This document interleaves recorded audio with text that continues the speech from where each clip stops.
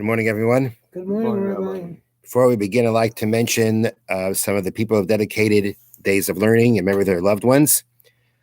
Judy and Hy Waxman and Paul Walken sponsored a day of learning to commemorate their mother, Esther Bat Pinchas, our good friend Esther Walken, and Erica and Joseph Susan sponsored a day of learning to commemorate Erica's mother, Rivka Bas Yosef, and Karen S. Howland is commemorated a day of learning in memory of her mother, Chaika Bas Yaakov.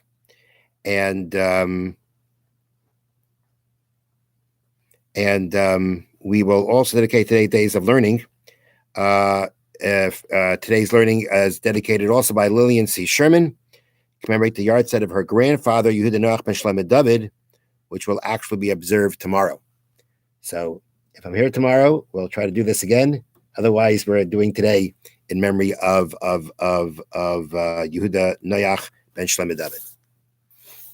Okay. Psachim, Perek Ches, Chapter 8, Mishna Ches, Mishnah 8. Oinein toivel v'oicheles pischei la'erev. So we mentioned before an oinein. An oinein is someone who a very close relative has passed away, father, mother, brother, sister, son, daughter, or spouse.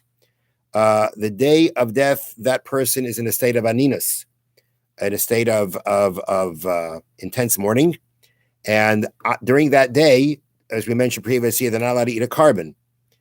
At night, the night following that day, they also have the status of an onen midrabanan. And we already previously learned that when it comes to the carbon Pesach, if the carbon Pesach if the night of Pesach is that night after the day of the death, then that day, although it's forbidden midrabanan, contra rabbinic law, to eat from sacrifices, the Rabbanan still took that off when it came to allowing a person to eat the carbon Pesach. So now the Mishnah tells us, Einain, a person who's an Einain, and by night, so by day, he's not able to eat a carbon, but by night, he'll be eating the carbon Pesach, Toivel. He actually immerses himself, and he eats his carbon Pesach in the evening.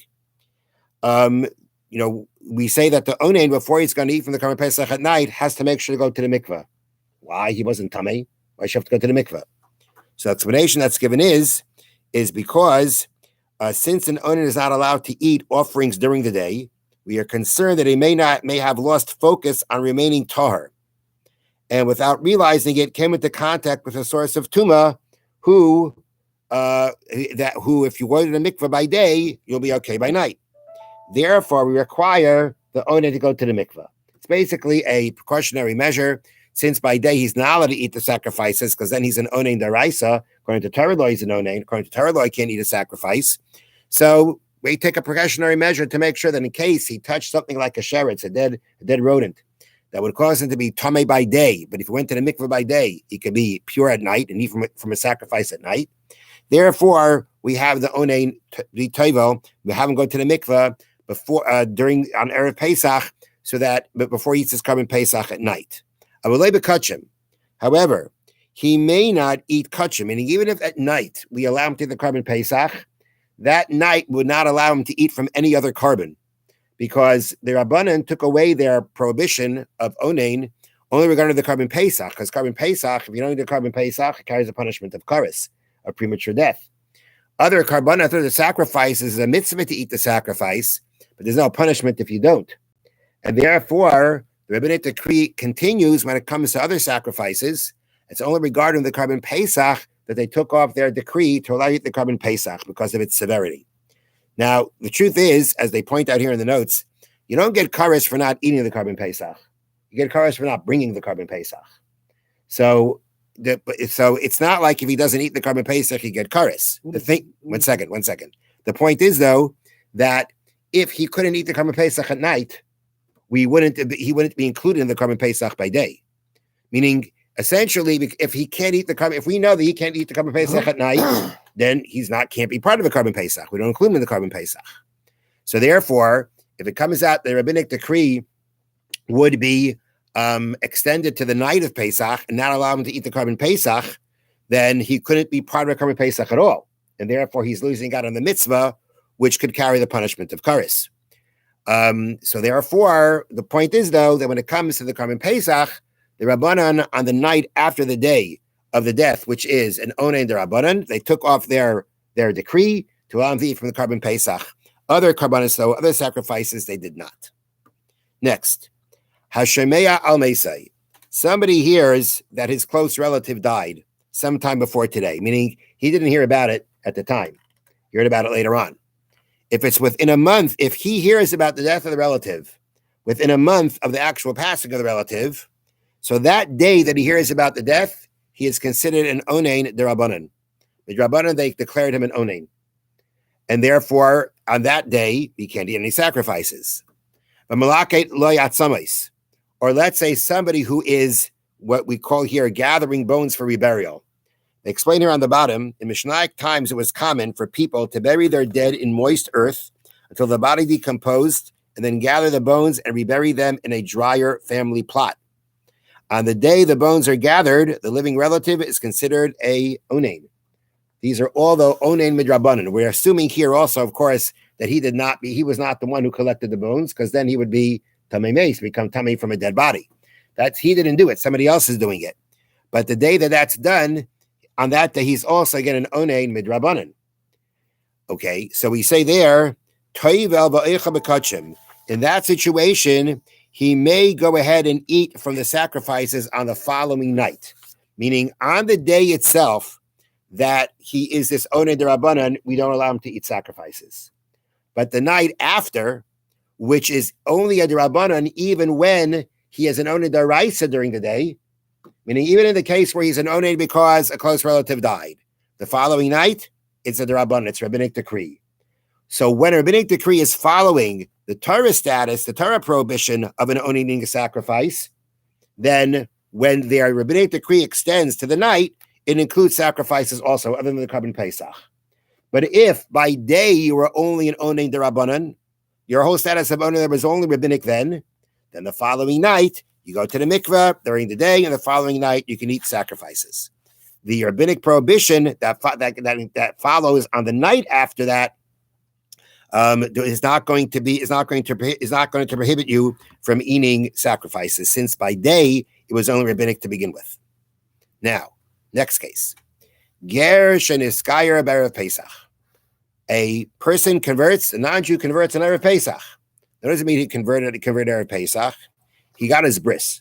A man, in order to convert, has to get a bris, and he has to go to the mikveh. So he got his bris for conversion on Erev Pesach. Now, the question is, what about eating the Karban Pesach at night? What about being included in the Karban Pesach today and eating by night? Beis Shammai say, okay, he got his bris, now he can go to the mikveh, he's a full-fledged Jew, and he does Karban Pesach at night. Everything works. He becomes a Jew Erev Pesach, full-fledged Jew Erev Pesach. He's included in the Karban and eats it at night. Beis Hillel say, nope. HaPeiresh min ha'arla, one who separates from the foreskin of circumcision, Kapeiresh min ha'kever, is considered like someone who has because separating himself from a grave. That means if a person had a bris that day, this non-Jew had a bris that day, we consider him like someone who came into contact with a dead body. If you come into contact with a dead body, what do you need to become tar? You got to be sprinkled with the paraduma on day 3 and day 7 of becoming tamei. In a case where so we consider the person, this non-Jew who got his bris on Erev Pesach, we consider him like that. And we say the only way you'd be able to eat from the Karban Pesach is if you got sprinkled on day 3 and day 7, which isn't going to happen because it's Erev Pesach. Now, what's the issue here, according to Beis Hillel? The issue according to Beis Hillel here is very interesting. Beis Hillel agree that according to the letter of the law, there's no reason, if this person converted fully before an Erev Pesach, there's really no reason according to any kind of Torah law, and even there's no reason according to the letter of the law that he shouldn't be able to partake. But Beis Hillel said we're concerned about the following. Let's say on the Erev Pesach that he got his bris, right? He touched a dead body. He come into contact with a dead body.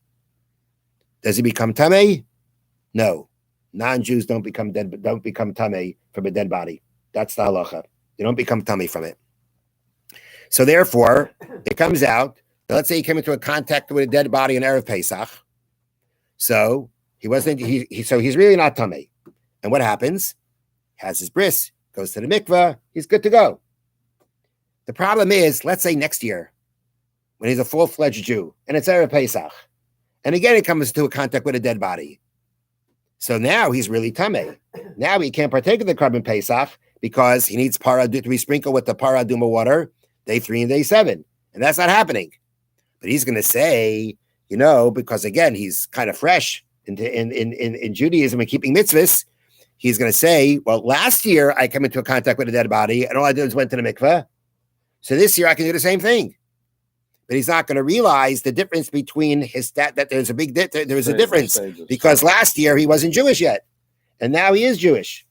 So in order to avoid that kind of confusion, Beis Hillel said, we treat him like someone who actually came into contact with a dead body, which means the only way he can eat from the Karban Pesach is if he was sprinkled with the Parah Aduma water. That's not going to happen. So what we actually do is tell him, don't go to the mikveh today. Don't go to the mikveh. If he goes to the mikveh and is a full-fledged Jew, he really has an obligation, has a Torah obligation from the Karban Pesach. But we're concerned about a mistake that can happen. So at the end of the day, practically speaking, what do we tell him? We tell him, don't go to the mikveh today, so that you're not Jewish today, and you don't have a mitzvah to be in the Karban Pesach. So Beis Hillel had this concern, and therefore, because of that concern, they basically, so even though Beis Hillel says, you're like, if you got a bris, you're like person who came in contact with a dead body. What that means is you're not going to be able to bring the Karban Pesach. But practically speaking, what happens here is we tell the person not to go to the mikveh so that he doesn't become a full-fledged Jew and doesn't have the obligation to bring the Karban Pesach. And we're doing all this to prevent any kind of confusion that could have happened based on the year before. Have a wonderful day. Thank you, Rabbi. Now, is this